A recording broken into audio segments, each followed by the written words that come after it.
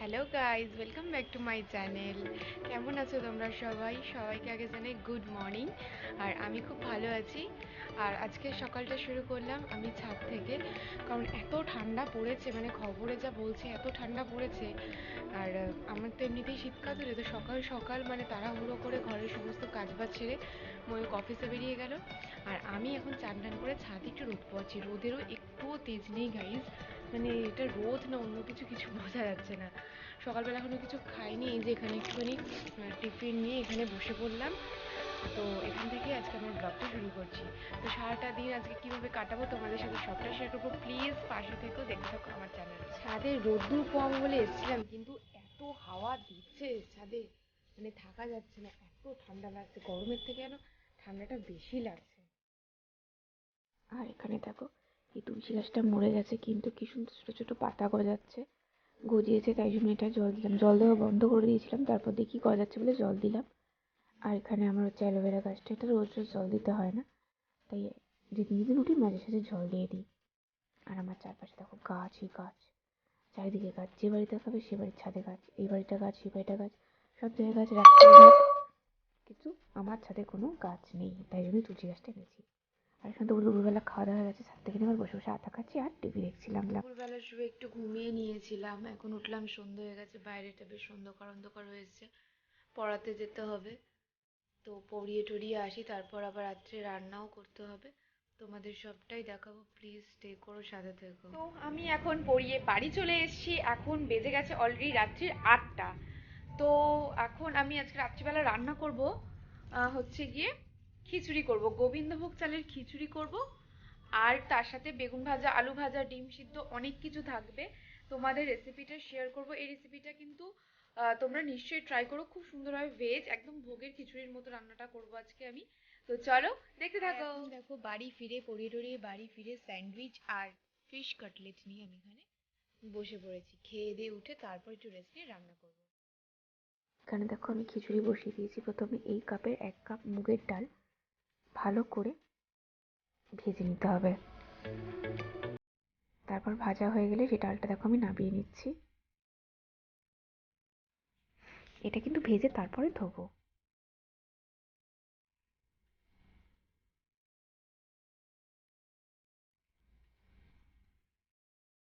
আর এখানে same 1 cup ডাল use করেছি, আর এই কাপেরই 1 কাপ গোবিন্দভোগ চাল আমি কড়াতে দিয়ে দেবো। এটাও হালকা একটু জাস্ট নেড়ে নেবো। আমি আর একটু বেশি দিলাম, কারণ বুঝতে পারছি না তো ঠিক কতটা লাগবে না লাগবে।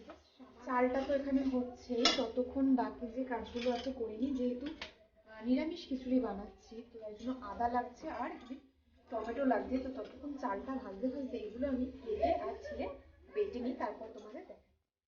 তো এখানে আমি চালটাও কড়াই থেকে নামিয়ে নিয়েছি আর ডালটাও নামিয়ে নিয়েছি, আর এখানে আদাটা ছাড়িয়ে নিয়েছি, টমেটোগুলো কাটতে হবে। তো সব উপকরণগুলো আমি ভালো করে ধুয়ে কেটে বেটে তারপর তোমাদের রেসিপিটা আরও দেখাচ্ছি। তো দেখো চালটা তো সব ধুয়ে নিয়েছি, আর এখানে আমার টমেটো কুচানো রেডি হয়ে গেছে, আর এখানে আমি আদাটাও একদম মিহি করে পেস্ট করে নিয়েছি। তো চলো এইবার খিচুড়িটা এখানে বসানো যাক। গ্যাস তো অন করে নিয়েছি, ঠিক আছে। এবার একটু ফোড়ন দেবো কিছু।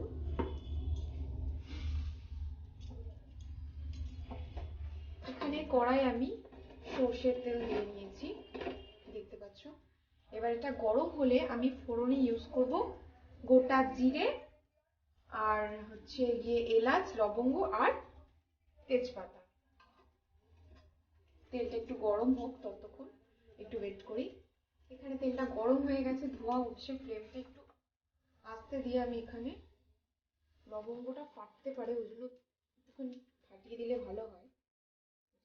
লবঙ্গ, লবঙ্গ, এলাচ আর তেজপাতা ফোড়নে দিলাম, আর একটু জিরে দিয়ে দেবো সামান্য।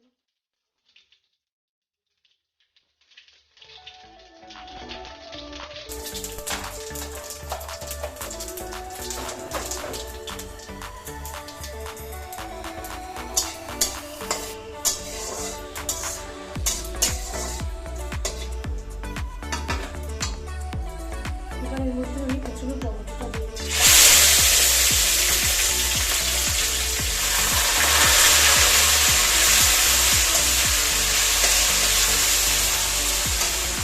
টমেটোটা ভালো করে যতক্ষণ একটু গলে গলে আসছে ততক্ষণ এটাকে একটু ভাজা ভাজা করে নেবো, ঠিক আছে? টমেটোটা এখানে হালকা একটু ভাজা ভাজা হয়ে এসছে, মানে গলে এসছে। আমি এখানে মধ্যে সামান্য একটু হলুদ দিয়ে নিই, পরে দরকার হয় একটু দেবো।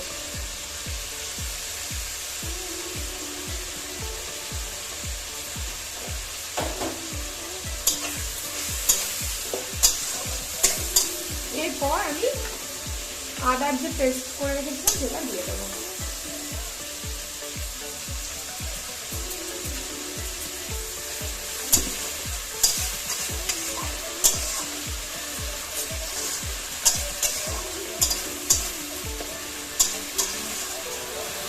এটাকে ভালো করে একটু কষতে দিতে হবে যতক্ষণ না মশলাটা তেলটা ছেড়ে আসছে। এই মশলাটায় হালকা তেল ছেড়ে ছেড়ে এসছে। এবার যে যে মশলাগুলো দেওয়ার সেই মশলাগুলো আমি দিয়ে দিচ্ছি, ঠিক আছে?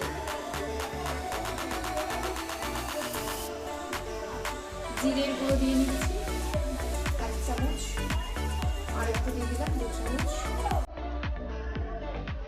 আর এখানে ধনের গুঁড়ো 2 চামচ দিয়ে দিচ্ছি। আর সামান্য একটু লঙ্কার গুঁড়ো, কারণ খিচুড়িতে বেশি আমরা ঝাল খাই না, এটা যেহেতু ঝাল লঙ্কার গুঁড়ো তাই সামান্য অল্প একটু দিতে হবে যাতে ঝালটা না হয়। আর একটু নুন দিয়ে দিচ্ছি আমি, যাতে মশলাতে যাতে নুনটা ঢোকে, আবার পরে দরকার হলে কিন্তু দিয়ে নেব। এটা ভালো করে কষিয়ে নিই আগে।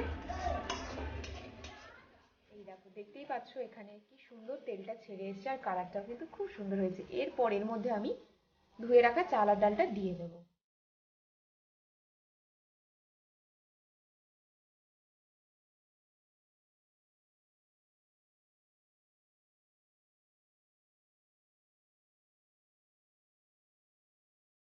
এখানে দেখতেই পাচ্ছ আমার এটা কিন্তু ভালো করে মশলাটার সাথে মিশে গেছে চাল আর ডালটা। এরপর আমি এখানে যে গরম জলটা বসিয়েছিলাম সেই গরম জলটা দিয়ে দেবো।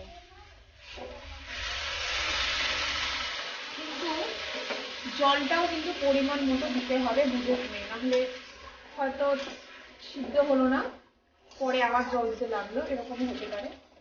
প্রথমে একবার এই জলটা দিয়ে দিলে কিন্তু টেস্টটা বেশি হবে।